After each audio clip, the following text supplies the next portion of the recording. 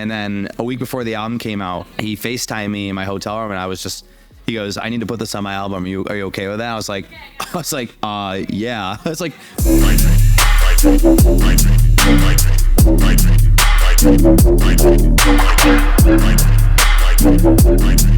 Aujourd'hui, on est à Lollapalooza Paris pour rencontrer PEEKABOO, un artiste que j'aime beaucoup. On va lui poser quelques questions. Tu es sur le point de jouer à Lollapalooza aujourd'hui. Comment tu te sens un peu avant ton set? Yeah, I'm really excited. I did my first Europe set yesterday in Budapest, and I'm really excited to play in Paris. I've seen and heard many things that is about the crowd being really receptive and just really all about the music. So I'm really excited to like get in there and give my twist on like the American UK scene, but kind of blend it with this European sound. So it's going to be really fun. I'm looking forward to it. Tu as fait pas mal de sets récemment. On a vu un set à 360 à Los Angeles. On a vu aussi hier, tu as joué avec FLOWDAN à Budapest. Est-ce que c'est important pour toi de changer un peu de ce set, des sets DJ classiques qu'on voit? Qu'est-ce que tu nous as préparé un peu pour aujourd'hui? Yeah, when it comes to like my festival sets versus like my 360 sets that I've done, festival sets are always a little more energetic, a lot of big moments, but I always try to cater in like my set list to music that I like to play, and less and more like, it's not really about being aggressive or like, you know, being the headbang culture that we have, which is great. I love the headbang culture, but I always like to give a different twist at festivals and kind of give my left field taste to it. Play tracks from a lot of the underground producers, a lot of tracks from my best friends too that are coming up right now. And yeah, it's what all about, is just the tasteful music selection and really just playing what I really like, not really playing what like everyone wants. You know what I'm saying? It's that, yeah, like the mainstream or whatever you want to call it. But yeah. Tu as collaboré récemment avec SKRILLEX sur son album Quest for Fire. Comment est née cette collaboration? Comment le contact s'est fait? Ça doit être un artiste que tu adores. Yeah, it was actually so wild. I recently connected with SKRILLEX probably like a month before we started working on it. And he hit me up one day and sent me like the beat for Hydrate and was like, yo, like, do you want to do some stuff with FLOWDAN and I? Would you want to like try to work out a drop for this? I was like, yeah, of course. Like it was like, you know, my mind was just exploding. I was in Hawaii. I was sitting on my balcony with this beautiful view in Honolulu of like the ocean, and just living my best life, just thriving that I'm even working on I was like sitting there like, I'm working on a track with SKRILLEX right now, what's going on? And just, I was so inspired, and I just we pumped it out so fast, probably made it like 3 days. And then a week before the album came out, he FaceTimed me in my hotel room, and he goes, I need to put this on my album. Are you okay with that? I was like, yeah. I was like, of course, obviously. And I just freaked out. I remember we ended the call, and I was in the elevator going down, and I just like was like kind of tearing up a little bit. I was like, this is like so full circle, because he's my idol, and I'm really proud to call him like a friend and someone that's like really fun to work with and very easy to work with all the time. And just for someone of how big he is, it's really awesome to like meet your hero, and I can positively say he's the nicest and most respectful dude I've ever worked with, for sure. Tu as teasé, SKRILLEX aussi a teasé sa collaboration avec J-Rex et FLOWDAN. Tu as notamment dit qu'il y avait plus de musique qui allait arriver. Est-ce que tu peux nous en dire un peu plus sur ces différentes collaborations qui vont arriver avec SKRILLEX? Yeah, we have a bunch more. We have this Baddest track that everyone's been really excited about. I'm really excited about it. It's just obviously it's my favorite track to play out right now, and I think it's really gonna hit hard when it releases. And me and SKRILLEX have also been doing a couple more like tracks here and there with FLOWDAN, trying to help him with his project, and just trying to create a different wave and feel vibe in the music space right now. So keep an eye out for the projects we got with FLOWDAN, because I can positively say it's like probably the most unique stuff I've heard in a while, and like it's really fun creating that. There's a lot of cool tracks, and working with FLOWDAN and SKRILLEX has been so easy and just really fun and like refreshing. There's a bunch more in the works, so yeah.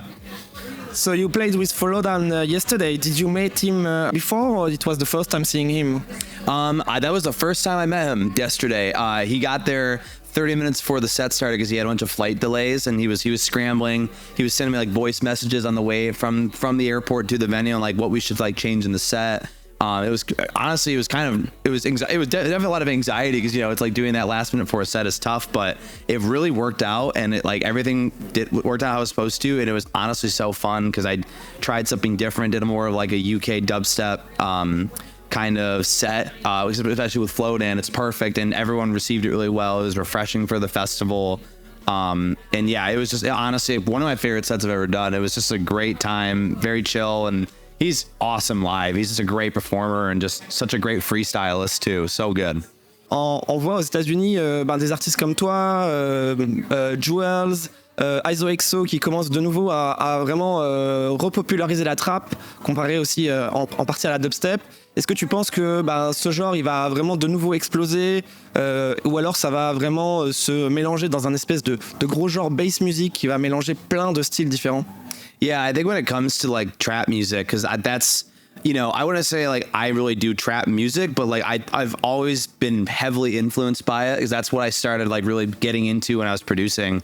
And you know, people like ISO and Jules and even Knock 2 when he does his trap stuff too, like they are so refreshing because it really takes the trap sound and modernizing it to a way that's receptive to everybody. I feel like it appeals to people who like hip hop, it appeals to people who like dubstep and people who obviously trap, and it's really cool seeing that. And I mean, I know Julian ISO very well, and he's just, you know, great kid, just like so talented, cares about the music, and you see that with all these new guys popping up and popping off, and it's really inspiring for me because I see him just exploding, and it's really just the music is so inspiring. It's so creative and so next level, and really different from what a lot of people are doing out there right now. So it's like really important to watch that and get really not get envious by it, or get feel competitive by it, but like just get inspired by it, and taking that energy right back into the studio. It's the most important thing you can always do, and I love those guys and what they're doing for the scene. Have you more collabs in the work with these guys, or this is just fun for you to work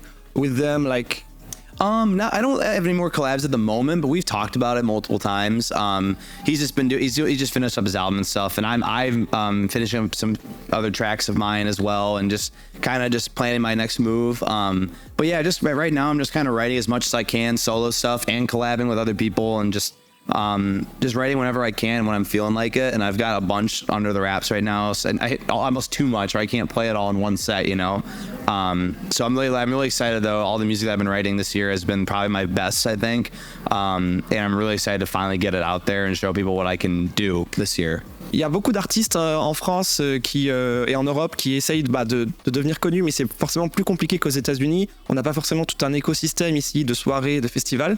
Même pour toi, c'est un premier set, un premier tour en France et en Europe. Qu'est-ce que tu pourrais donner comme conseil aux artistes justement qui veulent évoluer, qui veulent un peu faire plus de live, et qu'est-ce que tu penses de justement cette tournée en Europe? I think when it comes to, you know, I've heard this a lot, that, you know, with Europe having a hard time breaking into, like, you know, our younger artists starting up getting the scene when primarily most of the shows are in the US and it's hard to get a visa. And I totally understand. I have a lot of friends who deal with that issue, you know. I don't think it should ever stop anybody, especially when they're creating music. I mean, the power of the internet is crazy. Like, I mean, I started my whole career on the internet, and I've seen a lot of successful artists from Europe start their careers on the internet. And while there are a lot of challenging things that come across as a European artist, I think it's really important to never let it bog you down and get you upset. Like, or, you know, it's always important. It sounds like very cliche, but it's really just about the music. I mean, what a lot of people don't understand is like Europe is so influenced in the US too that I don't think people don't really realize. So it's like, even you may not be playing all these shows in the US, or it's harder to get over there, but you are doing a lot of like motivating and inspiring for the whole scene in general. And as a newer artist, it's so important just to like focus on just having fun writing music and not really thinking about shows, and not just because like I never thought about shows when I started making music. I mean, yeah, of course I wanted to one day, but like I just wanted to write music, and it was just fun, and that's all that matters. And just so if you can just keep on to that and write as much as you can when you want, and just be really proud of what you're making, everything else will just fall into place naturally, because it's like that one song, all it takes is that one song that can completely excel your career, and then everything else will follow through for you. That's the best advice I can give. Thank you. We are looking forward to your set. I hope you will have fun here, and can wait for you. Thank you so much, PEEKABOO. Yeah, thank you so much for having me. I really appreciate it. I'm stoked to play tonight. It's gonna be fun. Merci PEEKABOO pour cette interview. Retrouvez-le au Lollapalooza et allez suivre sur ses réseaux. Merci beaucoup. Merci beaucoup.